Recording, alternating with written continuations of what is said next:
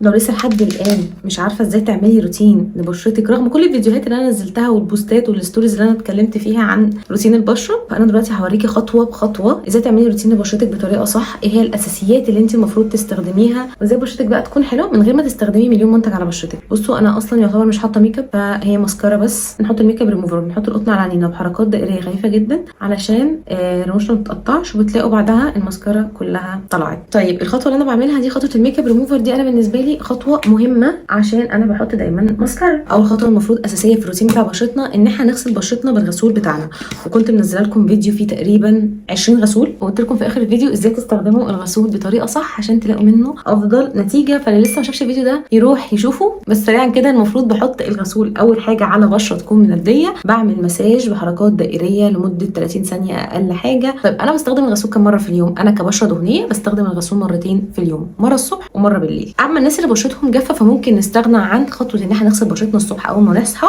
ونغسله مره واحده بس بالليل. يبقى انت كده لو بشره دهنيه او مختلطه مرتين في اليوم، بشره جافه او عاديه هتغسلي بشرتك مره في اليوم، وده بيتوقف على احتياج بشرتك. مهما قلت لكم كتير على الانستجرام، احنا بنفصل الروتين المناسب لبشرتنا ومناسب لاحتياجاتنا، مش بنقلد روتين حد مناسب ليه. وده اللي انا بحاول اعلمه لكم دايما. والله الناس اللي مش عامله لنا سبسكرايب يا جماعه للقناه، ومش عامله لنا فولو على الانستجرام والتيك توك، مش عامله فولو في بقيه السوشيال ميديا، حرفيا انتوا فايتكم كتير جدا. يعني طبعا زي ما متعودين دايما ان احنا ما بعد ما بنغسل وشنا بننشفه بالمناديل، مش بننشفه بالفوطه اللي في الحمام عشان ما يظهرلناش حبوب. وبننشف بشرتنا بالطريقه اللي انتوا شايفينها دي، بطريقه الطبطبه. تاني خطوه على طول بعد الغسول المرطب بتاعنا. غسلنا بشرتنا مره هنستخدم المرطب مره، غسلنا بشرتنا مرتين هنستخدم المرطب مرتين، هستخدم المرطب مرتين. اهم حاجه ان انتوا تختاروا المرطب المناسب لنوع بشرتكم، وده كنت منزل لكم فيديو برده فيه 30 نوع مرطب على حسب نوع بشرتك. يا جماعه لما بقول بشره دهنيه وبنسى اقول بشره مختلطه، فهي هما الاثنين بيتعاملوا نفس المعامله. هجيب نفس المنتجات للبشره الدهنيه، هي نفس المنتجات بتاعه البشره المختلطه. ونفس الفكره لو قلت بشره عاديه او قلت بشره جافه، فهما الاثنين برده بيتعاملوا بنفس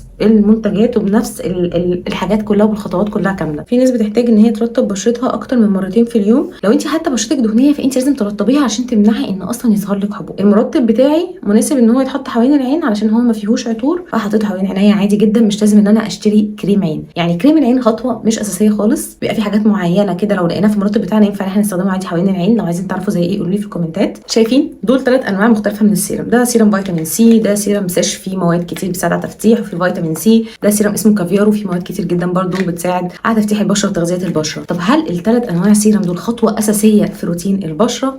ما مش خطوه اساسيه خالص. احنا بنستخدمهم لو بشرتنا فعلا محتاجاهم، بشرتنا في فتره عمريه معينه فمحتاجه مثلا انا استخدم فيتامين سي كمضاد للاكسده يحفز انتاج الكولاجين. بشرتنا مثلا عايزه ان هي تفتح فمحتاجه استخدم سيرمز يكون فيها مواد بتساعد على التفتيح. بشرتنا مثلا مجهده وما فيهاش نضاره فاستخدم سيرم يساعد على ان هو يزود النضاره. لكن لو انا بشرتي كويسه وما فيهاش كل المشاكل دي فهم مش خطوه اساسيه خالص. طيب لو انا عايزه اجيب سيرم ادلع بشرتي، هيكون انهي خطوه في الروتين؟ فاكرين خطوه المرطب؟ قبل ما احطها على بشرتي بحط السيرم الاول، يعني بغسل بشرتي وبحط السيرم وبعد كده بحط المرطب بتاعي. ثالث خطوه بقى في روتين وخطوه اساسيه ومهمه، وهي واقي الشمس. لو احنا نازلين الصبح طبعا بنحطه لا غنى عنه. والمقشر ده لو احنا بالليل عايزين نقشر بشرتنا، المقشر بيستخدم 3 مرات في الاسبوع فقط لا غير. بالنسبه بقى للمقشر يا جماعه، ففي انواع كتير جدا من المقشرات، انت بتختاري نوع المقشر المناسب لنوع بشرتك وحاله بشرتك. يعني مثلا بشره دهنيه بتكون محتاجه مقشر فيه ساليسيليك اسيد وهكذا. لو انتوا عايزين تعرفوا انواع المقشرات وانه مقشر ينفعك وامتى تستخدمي المقشر، وهل انت ممكن ما تكونيش محتاجه المقشر، ممكن ما تكونيش محتاجه مقشر لبشرتك عادي جدا، قولي في الكومنتات وبرده اعمل لكم فيديو عنه. واقي الشمس بيستخدم كل مره احنا نازلين فيها الشارع في وقت من الساعه 10 الصبح لغايه الساعه 3 العصر. ده اكتر وقت المفروض نحط فيه واقي الشمس، لان الشمس فيه تكون في ذروتها شبه ما بيقولوا. ما بنحطش واقي الشمس قبل ما ننزل بربع ساعه، وبنجدده طبعا كل ساعتين. طيب هو انا لو ما نزلتش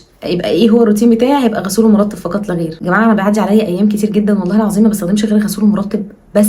حرفيا دول اكتر حاجتين بيحافظوا على بشرتي ان هي يكون شكلها حلو ونضر. عايزه افاجئكم ان احنا كده خلصنا روتين البشره. في شويه حاجات مش اساسيه احنا ممكن نحطها. هي حاجه بالنسبه لي بتكون شويه اساسيه ان انا احط ماسكاره الرموش علشان بس احافظ على رموشي، تمام؟ لاني بحط بس ماسكاره كتير مش اكتر، فبخاف بس ان الماسكاره تبوظ رموشي. بس كده يا جماعه احنا كده خلصنا الروتين الاساسي اللي انتم المفروض تعملوه خطوه بخطوه. والله العظيم مش مخبي عليكم اي حاجه، ودي معظم الحاجات والخطوات اللي انا بعملها في اوقات ان انا بكون فيها مش فاضيه ورايا حاجات تعبانه بشرتي مجهده، يبقى غسول ومرطب ولو نازله واقي شمس وخلاص على كده. وفي بعض الاوقات ما بستخدمش مقشر لو انا شايفه ان بشرتي اصلا مجهده، علشان ما اخليش حاجز البشره بتاعي اصلا يتدمر. وتصبحوا على خير لان انا فعلا محتاجه ان انا انام الساعه 5.